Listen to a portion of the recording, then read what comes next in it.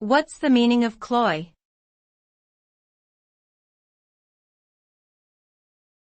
Cloy.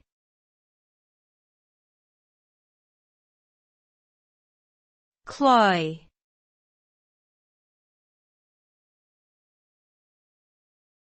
Cloy.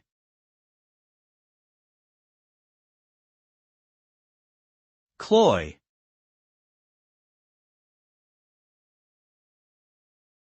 The term cloy refers to the feeling of being sickened or disgusted by something sweet, rich, or excessively pleasing.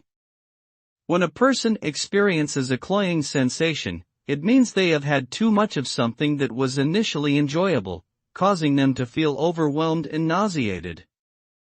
This can happen with food, drinks, scents, or anything else that is overwhelmingly sweet or rich.